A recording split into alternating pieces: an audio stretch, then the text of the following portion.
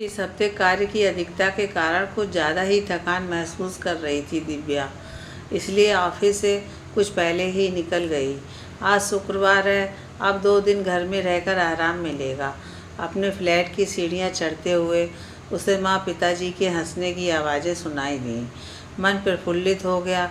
कितने समय बाद उन्हें इस तरह हंसते सुना है। जब अंदर गई तो देखा दोनों 7-8 साल के किसी बच्चे के साथ लूडो खेल रहे थे। वह लड़का आरोप लगा रहा था, दादी आप चीटिंग कर रही हो। दिव्या के पापा हंसते हुए बोले, ये बुढ़िया तो हमेशा चीटिंग करके ही जीतती है। तुम ध्यान रखना, जब भी इसके पसंद के अंक नहीं आते ये पासा गिरा देती है। तभी माँ की नज़र दिव्या पर गई। अरे बेटा, तू कब आई और इतनी जल्दी कैसे आ गई? सब ठीक तो है ना? दिव्या, हाँ माँ, जिस प्रोजेक्ट पर काम कर रहे थे वह पूरा हो गया तो जल्दी निकल गई आज ऑफिस से। ये बच्चा कौन है? बच्चा, मेरा नाम अंशुमान गोयल है। सब मुझे प्यार से अंशु बुलाते हैं। मैं आपका नया पड़ोसी हूँ। दिव्या हंसते हुए, और मैं दिव्या हूँ, तुम मुझे दिव्या ही बुला सकते हो। हम आज से दोस्त हैं। माँ, चलो बेटा, अब तुम घर जाओ, होमवर्क करो। दीदी थक गई हैं, आराम करेंगी। अंशु तुरंत अपनी लूडो समेटकर चला गया। दिव्या को समझ नहीं आया माँ को अंशु को भगाने की इतनी जल्दी क्या हो रही थी। 3-4 दिन से कुछ नए व्यंजनों की फरमाइश उसे अब समझ में आई कि ये सब वे अपने नन्हे दोस्त के लिए कर रही थीं। और दिव्या समझ रही थी कि माँ पिताजी ने अपने स्वास्थ्य को ध्यान में रखते हुए कुछ अधिक खाना प्रारंभ कर दिया है। लेकिन अंशु के बारे में उन्होंने उसको कुछ बताया क्यों नहीं? क्या उन्हें लगता है वह मना कर देगी उसके लिए कुछ बनाने से? वह तो खुश होती कि अंशु के कारण वे इतने प्रसन्नचित्त लग रहे थे, नहीं तो गुमसुम से घर में बैठे रहते हैं। राकेश कुमार को हल्का सा लकवे का असर था, जिस कारण वे कहीं आते जाते नहीं थे, बस घर में ही अपने लायक काम कर पाते थे। सावित्री पति को बिल्कुल अकेले नहीं छोड़ती थी, इसलिए घर से बंद गई थी। उम्र के साथ उनके हाथ कांपने लगे थे। रसोई का काम करने में असमर्थ सी थी। दिव्या सुबह नाश्ता और दिन का खाना बनाकर ऐसे बर्तनों में रखकर जाती थी कि जब खाने का मन होता सावित्री ओवन में गर्म कर लेती। दिव्या, माँ तुमने बताया नहीं, हमारे सामने वाले फ्लैट में लोग रहने आ गए हैं और अंशु से तुम्हारी दोस्ती हो गई है। सावित्री, क्या बताती, कुछ जानती नहीं उन लोगों के बारे में। स्कूल से आने के बाद ये लड़का थोड़ी देर के लिए आ जाता है, अभी इसके दोस्त नहीं बने हैं। सावित्री उठकर अंदर जाने लगी तो दिव्या ने हाथ पकड़कर बैठाते हुए कहा, क्या बात है माँ, दिन भर की छोटी छोटी बातें बताती हो, अंशु के बारे में एक वाक्य भी नहीं बोला। ऐसा तो नहीं तुम मेरे सामने प्रसन्न होते हुए गिल्टी फील करती हो? भाई से भी फ़ोन पर तब बात करती हो जब मैं ऑफिस चली जाती हूँ। पूछती हूँ उनके बारे में तो कहती हो कई दिन से बात नहीं हुई।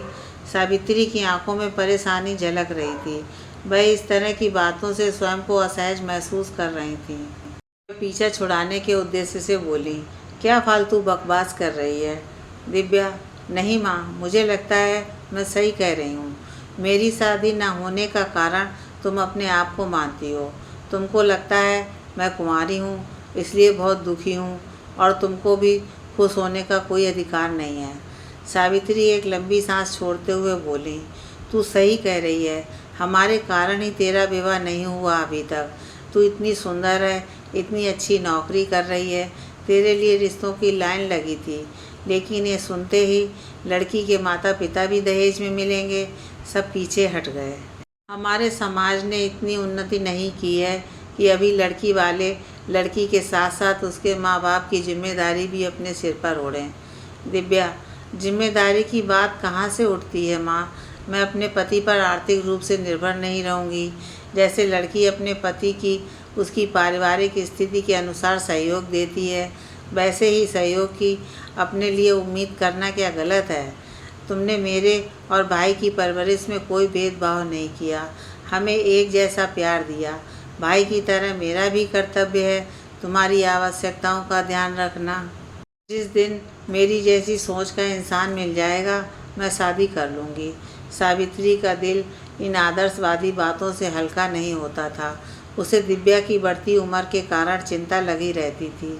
बेटे को कई बार कहा भारत में ही नौकरी ढूंढ ले, लेकिन इतनी आसानी से मनपसंद नौकरी मिलती कहाँ है। दुखी मन से उसने भगवान से गुहार लगाई, कुछ तो हल निकालो इस समस्या का। अगले दिन जब दूध वाला आया सुबह 6 बजे, तब दिव्या उठी दूध लेने। सामने वाले फ्लैट से 30-32 साल का बहुत ही हैंडसम बंदा निकला। बाल बिखरे हुए थे, आंखें खुल नहीं रही थीं, इस कदर नींद में था। पड़ोसी धर्म निभाते हुए दिव्या ने कहा, हाय। दिव्या की तरफ देखते हुए पता नहीं इतनी कम खुली आंखों से उसे कितना दिखा। मैं बोला, अच्छा तुम हो जो उन बुड्ढा बुड्ढी आई मीन अंकल आंटी की देखभाल करती हो। दिव्या उसका ये वाक्य सुनकर सकते में आ गई और वह उत्तर की प्रतीक्षा करे बिना दरवाज़ा बंद कर अंदर चला गया। ऐसी स्थिति में उसके दिमाग और दिल में जंग छिड़ जाती है और उसकी देह बुत बनी दोनों की बहस सुनती है। दिमाग, देखा कितना बदतमीज है, देखने में थोड़ा सही है तो पापा मम्मी को बुड्ढा बुड्ढी कहकर चला गया, घमंडी कहीं का। दिल, हाय कितना हैंडसम बंदा है, एक गलती तो माफ़ की जा सकती है बेचारी की, नींद में था, जवान फिसल गई होगी, बाद में अंकल आंटी बोला ना। दिमाग, नहीं नहीं, ऐसे लोगों से बात करनी नहीं चाहिए, ब्लैक लिस्ट में डाल देना चाहिए, ना जाने क्या समझते हैं अपने आप को। दिल, नहीं, उसको एक मौका और मिलना चाहिए। ऐसे अवसरों पर उसके दिल की ही चलती थी, वह दिल की ही ज़्यादा सुनती थी।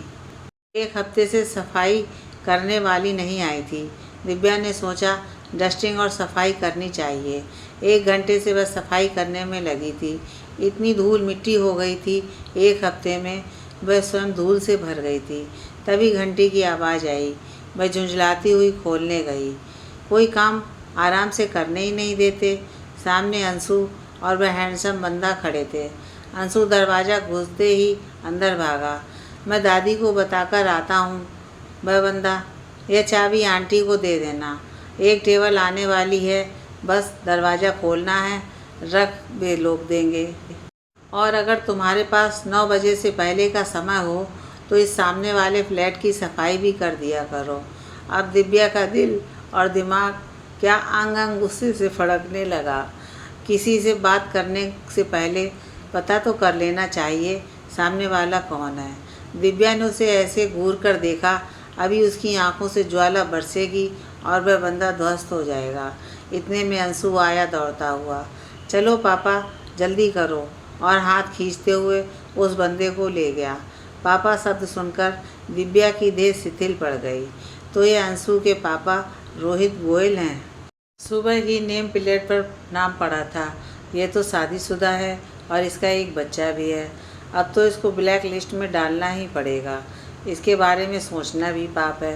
वह खामोश सी नहाने चली गई।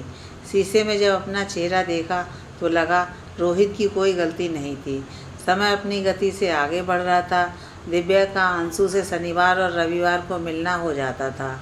उसी ने बताया वह अब स्कूल से सीधे 5-6 घंटे के लिए डे बोर्डिंग में जाने लगा है। वहाँ टीचर उसका गृह कार्य कराते हैं और खाने का भी ध्यान रखते हैं। शाम को उनकी बस उनको सोसाइटी के गेट पर छोड़ जाती है। एक दिन शाम को जब दिव्या ऑफिस से लौट रही थी तब उसने देखा अंशु की गेट के पास किसी लड़के से लड़ाई हो रही थी। उस लड़के ने अंशु को ज़ोर से धक्का दिया और भाग गया। दिव्या ने इशारे से अंशु को बुलाया और गाड़ी का दरवाज़ा खोलते हुए उसे बैठने के लिए कहा। वह बिल्कुल खामोश रहा। दिव्या समझ गई वह अपनी रुलाई रोक रहा था। फ्लैट आते ही वह उतर गया और दिव्या गाड़ी खड़ी करने आगे चली गई। जब वह फ्लैट पर पहुंची तो देखा अंशु के हाथ कांप रहे थे। चाबी उससे अभी तक लगी नहीं थी। उसने अंशु से चाबी ली, दरवाज़ा खोला और अंशु के साथ अंदर आ गई। अंशु दी, आप जाओ, मैं ठीक हूँ।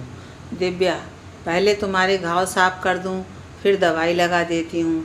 दिव्या ने बाथरूम में रखे दवाइयों के डिब्बे में से आवश्यक सामान निकाला, उसका घाव साफ कर दवाई लगा दी।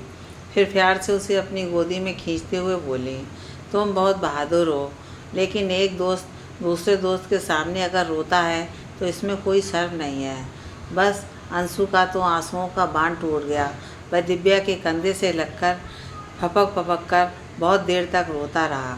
रोते रोते उसके मुंह से एक दो बार मम्मी शब्द भी निकला। दिव्या का मन बड़ा दुखी हुआ।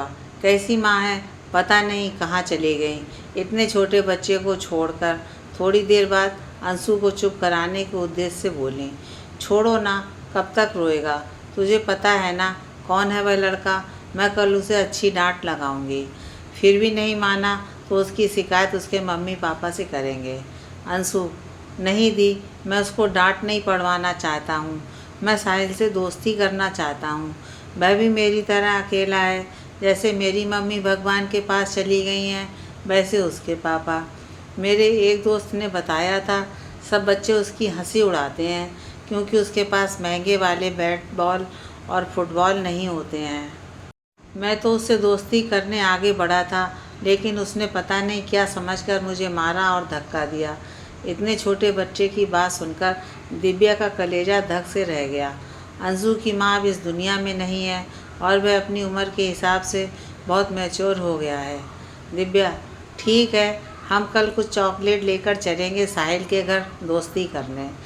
रोहित जब घर आया तो अंशु को आराम से टीवी के सामने बैठा देखकर वह उसे प्यार करने लगा, लेकिन पैरों पर खरोच देखकर घबरा गया।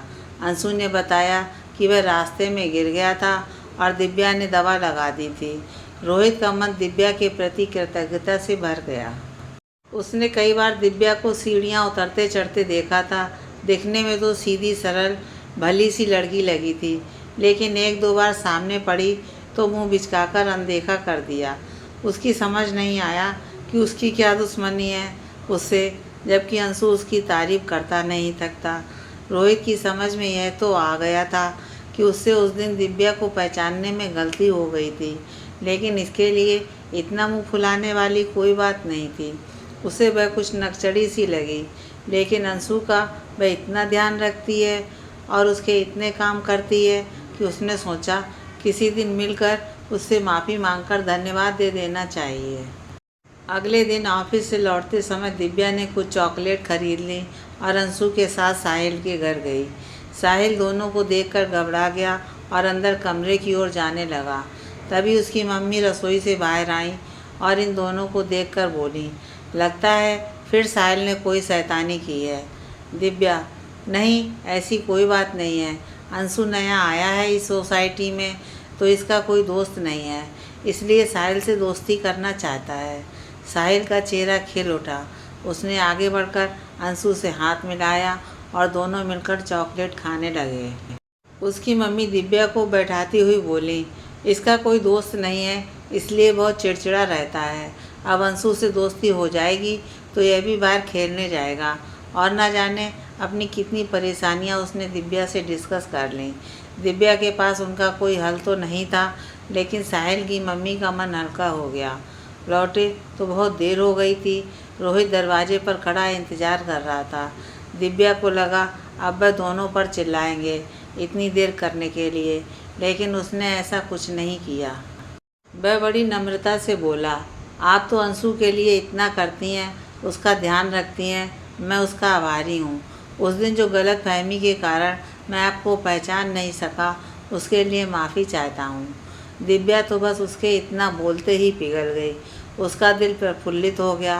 देखा, मैं तो पहले ही जानता था कितना नेक और सलीकेदार बंदा है। उसकी आंखों में देखो कितने प्यार से माफ़ी मांग रहा है। दिमाग, रहने दो, अपने बच्चे की मदद करने के लिए आभारी होने का नाटक कर रहा है। ज़्यादा बात करने की आवश्यकता नहीं।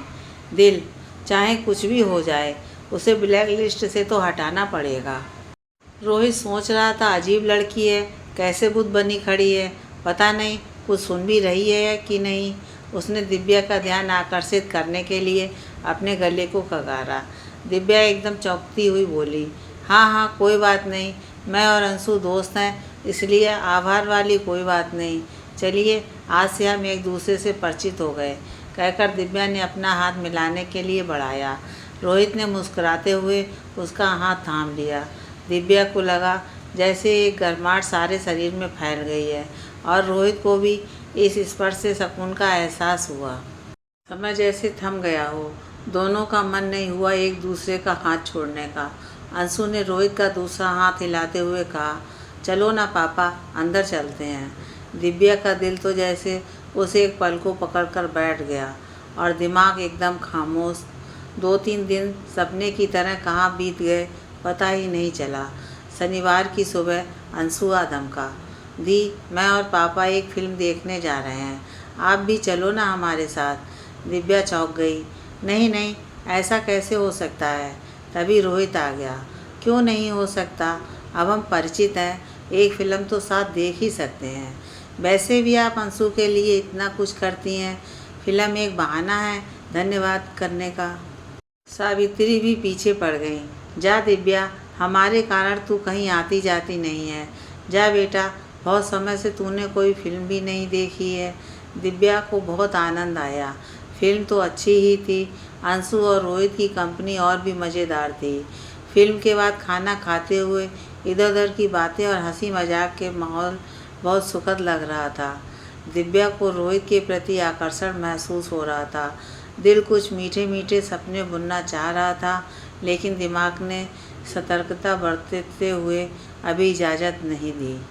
उधर रोहित को भी लगा दिव्या के साथ समय का पता ही नहीं चला कैसे बीत गया। अंशु दिव्या के साथ कितनी सहजता के साथ रहता है, ऐसे में दिव्या के साथ भविष्य कितना आनंदित हो सकता है। आते जाते दोनों का एक दूसरे से सामना हो जाता और दोनों खड़े खड़े ही 15-20 मिनट बातें कर लेते। बातें करके दोनों को बहुत अच्छा लगता। अब तो 1-2 दिन नहीं मिलते तो बेचैनी सी महसूस होती। एक दिन शनिवार को दिव्या सुबह टहलने के लिए नीचे उतरी तो अंशु को पार्क में बेंच पर गुमसुम बैठे देखा। न जाने अब इसके दिमाग में क्या पक रहा है, सोचते हुए वह उसके निकट बैठ गई। प्यार से उसके बालों को सहलाते हुए वह बोली, कुछ परेशानी है क्या? बड़ों की तरह ठंडी हवा भरते हुए अंशु बोला, मेरे नाना नानी आए हैं, वे मेरी मौसी को मेरी नई मम्मी बनाना चाहते हैं। सुनकर दिव्या का दिल बैठ गया, फिर भी संभलते हुए बोली, तो इसमें बुराई क्या है? तुम अभी इतने छोटे हो कि तुम्हें देखभाल के लिए मम्मी की आवश्यकता तो है ही। अंशु, मुझे तान्या मासी अच्छी नहीं लगती हैं। वे बस पापा से बात करती हैं, मुझे बार बार अंदर जाने को कहती हैं। पापा भी उनसे हंसकर बातें करते हैं, तब मैं बहुत अकेला हो जाता हूँ, मेरा रोने का मन करता है। अंशु की आवाज़ बहुत धीरे होती जा रही थी। उसकी बात सुनने के लिए दिव्या को अपना कान उसके मुंह के पास ले जाना पड़ा। धीरे से उसके सिर को अपने कंधे पर टिकाते हुए दिव्या ने कहा, तुम क्या चाहते हो? तुम्हारे पापा दूसरी शादी ना करें? वे भी तो कितना अकेला फील करते होंगे, उन्हें भी कोई दोस्त चाहिए अपनी बात शेयर करने के लिए। अंशु, दी, आप क्यों नहीं मेरी मम्मी बन जाती? कितना अच्छा रहेगा, दादा दादी भी हमारे साथ रहेंगे, हमारा कितना बड़ा परिवार हो जाएगा। जब भी कहीं से आओ घर में कोई ना कोई अवश्य मिलेगा। कई बार घर आता हूँ बिल्कुल अंधेरा होता है, लाइट खोलते हुए भी डर लगता है, फिर थका हुआ अकेला एक जगह बैठ जाता हूँ। कई बार मन भी नहीं करता घर आने का। दिव्या उसकी बात समझ रही थी, फिर भी बच्चे से क्या बोले, और रोहित के मन में क्या है क्या मालूम। अब अगर तान्या रोहित को पसंद है, वह उसके साथ हंस हंस कर बातें करता है, तो वही उसकी जीवन साथी बनेगी। दिव्या, वो तो ठीक है बेटा, पर तुम्हारे पापा को भी तो अपनी पसंद का दोस्त बनाने का चांस मिलना चाहिए। वे जिस किसी को तुम्हारी मम्मी बनाएंगे, तुम्हें उनके साथ रहते रहते अच्छा लगने लगेगा। धीरे धीरे सब ठीक हो जाएगा, कहकर दिव्या उठी और टहलने चली गई। जब आई थी तो मौसम कितना सुहावना लग रहा था, कितनी उत्साहित थी। दिन भर क्या करना है, कहाँ जाना है, अब दिल बोझिल हो रहा था, कुछ अच्छा नहीं लग रहा था।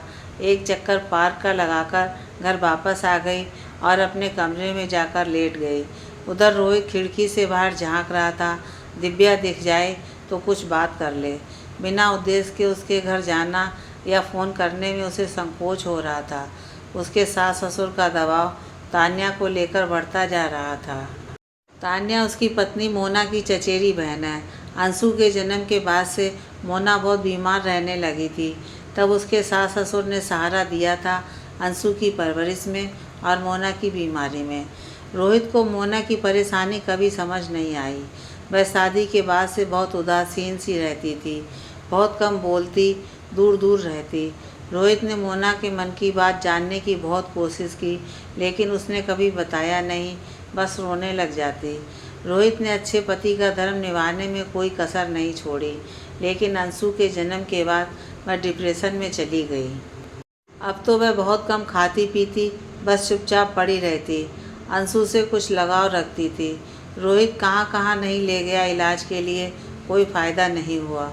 आखिर एक दिन उसने आत्महत्या कर ली और उसकी ज़िंदगी से चली गई।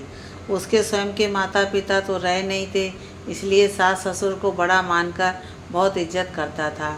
वे भी अपने और 2 बच्चों के पास कम, शुरू से ही रोहित के पास अधिक रहते थे, जबकि उनका घर भी पास में ही था। मोना की मृत्यु के कुछ समय पश्चात ससुर जी अपने छोटे भाई की बेटी तान्या को रोहित के घर लाने लगे। एक दिन उसे बातों बातों में पता चला कि मोना शादी से पहले ही डिप्रेशन की शिकार थी और दवाई लेती थी। वह किसी लड़के को स्कूल के समय से चाहती थी, लेकिन उसकी शादी ज़बरदस्ती रोहित से कर दी। उसने अपने माता पिता को ना तो क्षमा किया, ना रोहित को अपनाया। यह सब जानने के बाद रोहित का अपने सास ससुर से मन उखड़ गया। वह बात पहले बता देते तो वह शायद स्थिति को संभाल लेता। इस तरह इतने लोग परेशान नहीं होते। उसने कुछ नहीं बोला, लेकिन अपना तबादला कंपनी के दूसरे शहर में स्थित ऑफिस में करवाया और इस शहर में आ गया था। उसके सास ससुर यहाँ भी आ गए और इस बार तान्या से विवाह करने के लिए बहुत दबाव डाल रहे हैं। वह पहले भी इस प्रस्ताव को टाल रहा था। उसे लगता तान्या में अभी बचपना है, वह अंशु की उचित देखभाल नहीं कर पाएगी और शादी को लेकर उसके जो अरमान हैं वह उन्हें पूरा करने में असमर्थ रहेगा। शादी के बाद उसे कोई सुख नहीं मिला था और अब वह ऐसा समझदार जीवन साथी चाहता था जो उसकी परेशानियों को समझते हुए उसका जीवन आसान बना दे। दिव्या में उसे यह बात नज़र आती है, इसलिए वह सुबह से उसके दिल की बात जानने की कोशिश कर रहा था, लेकिन हिम्मत नहीं हो रही थी। कहीं शादीशुदा एक बच्चे के बाप से शादी की बात सुनकर वह भड़क ना जाए। उसे निर्णय जल्दी लेना होगा। शाम को तान्या अपने माता पिता के साथ आने वाली है। आज अंशु पड़ोस में नहीं जा रहा, अपने कमरे में अनमना सा पड़ा है। शाम को रोहित को दरवाजे के पास कुछ हलचल लगी तो उसने दरवाज़ा खोला। तान्या आने वाली होगी। सामने एक नौजवान दिव्या के घर की घंटी दबा रहा था और तभी दिव्या ने दरवाज़ा खोल दिया। रोहित की आंखें खुली की खुली रह गईं। दिव्या पारंपरिक साड़ी में सजी धजी बहुत सुंदर लग रही थी। वह नौजवान उसको देखते ही बोला, चल जल्दी कर, सब नीचे तेरा इंतज़ार कर रहे हैं। गहनों की चलती फिरती दुकान लग रही है। दिव्या, एक लगाऊंगी, तारीफ तो ढंग से कर दिया कर। वह नौजवान नीचे भाग गया और दिव्या की नज़रें रोहित से टकराईं तो वह मुस्कुराते हुए बोली, मेरी एक सहेली की शादी है, सब मिलकर वहीं जा रहे हैं। रोहित ने हाँ में सिर हिला दिया। उसके दिल में टीस उठ रही थी, कहीं दिव्या उस नौजवान से प्रेम तो नहीं करती। दिव्या समारोह में जाने के लिए सजी तो बहुत थी, लेकिन मन प्रसन्न नहीं था। सीढ़ियाँ उतरी तो देखा उससे 3-4 साल छोटी एक खूबसूरत लड़की ऊपर जा रही थी। पीछे चल रहे बुजुर्ग दंपति में से औरत ने आवाज़ दी, तान्या ध्यान से बेटा, इतनी हील्स वाली चप्पलें पहन रखी हैं, कहीं पैर मुड़ ना जाए। दिव्या ने ध्यान से देखा तो ये तान्या है। स्कर्ट टॉप, हाई हील्स, खुले सिल्की बाल, बेहद हसीन। भला तान्या को छोड़कर रोहित उसकी तरफ क्यों देखेगा? वैसे भी इस समय उसे लग रहा था तान्या के सामने वह अम्मा लग रही है। चुपचाप दोस्तों के साथ गाड़ी में जाकर बैठ गई। शादी के समारोह में उसे जरा सा भी आनंद नहीं आ रहा था। बार बार तान्या का चेहरा आंखों के सामने घूम रहा था। उधर रोहित ने तान्या और उसके माता पिता का स्वागत किया और सब बैठकर बातें करने लगे। थोड़ी देर बाद चारों बुजुर्ग अंशु को लेकर दूसरे कमरे में चले गए ताकि रोहित और तान्या अकेले में बात कर सकें। रोहित तान्या से पहले भी कई बार मिल चुका था, इसलिए उसके पास बात करने के लिए कुछ नहीं था। उसका मन भटक रहा था। दिव्या का रूप उसके दिलो दिमाग पर छाया था, लेकिन तान्या जब से शादी की बात चली थी बहुत उत्साहित थी। वह ऐसे बात कर रही थी मानो शादी पक्की हो गई थी। तान्या, रोहित जी, शादी के बाद हम 15 दिन के लिए विदेश चलेंगे। इस समय मौसम भी बहुत सुहाना होता है वहाँ। रोहित, 15 दिन तो बहुत होते हैं। अंशु कहाँ रहेगा इतने दिन? इस समय इतनी छुट्टियाँ लेना मुश्किल है, उसके लिए भी और मेरे लिए भी। तान्या, अंशु को ताऊ जी और ताई जी संभाल लेंगे। पहले भी तो ध्यान रखते थे वे उसका। वैसे भी मुझे तो बच्चों की देखभाल करनी आती नहीं, हम उसे उन्हीं के साथ भेज देंगे। रोहित को सुनकर अच्छा नहीं लगा। यह विवाह 3 लोगों की ज़िंदगी बर्बाद कर देगा। उसे समझ आ गया कि दिव्या से विवाह हो या ना हो, लेकिन तान्या से विवाह करना बहुत गलत निर्णय होगा। उसने जब अपनी बात सबके सामने कही तो वे चारों बहुत क्रोधित हुए और तुरंत पैर पटकते हुए चले गए। तान्या रोने लगी, लेकिन रोहित को लगा उसने ठीक निर्णय लिया है। रात के 12 बज गए थे, दिव्या आई नहीं थी अभी तक। रोहित बेचैन सा अपनी बालकनी में खड़ा देख रहा था। वह अपने मन को समझा रहा था कि उसे केवल दिव्या की सुरक्षा को लेकर चिंता है। वह उसके सकुशल घर में लौटने का इंतजार कर रहा है। जैसे ही नीचे गाड़ी आकर रुकी और उसने देखा दिव्या उतरी, वह लपक कर अपने घर से बाहर आ गया। वह सीढ़ियाँ उतर रहा था और दिव्या उसको देखकर आश्चर्य से बोली, इतनी रात को कहाँ जा रहे हैं आप? रोहित, वह नींद नहीं आ रही थी, सोचा टहलने में से शायद कुछ बात बन जाए। वैसे आज तुम बहुत सुंदर लग रही हो। दिव्या, थैंक्स, और आपको सगाई मुबारक हो। रोहित आश्चर्य से, सगाई? ये क्या कह रही हो तुम? दिव्या, मैंने तान्या को ऊपर जाते देखा था, बड़ी सुंदर लग रही थी। अच्छा, मैं चलती हूँ, देर हो रही है। उसे लगा वह कुछ देर खड़ी रही तो रोना शुरू कर देगी। रोहित, 2 मिनट मेरी बात सुन लो बस। तान्या से मेरी कोई सगाई नहीं हुई है। मैं तुमसे पूछना चाहता था कि अगर तुम्हारी ज़िंदगी में कोई और नहीं है तो तुमको मैं पसंद हूँ, तो मैं तुमसे शादी करना चाहता हूँ।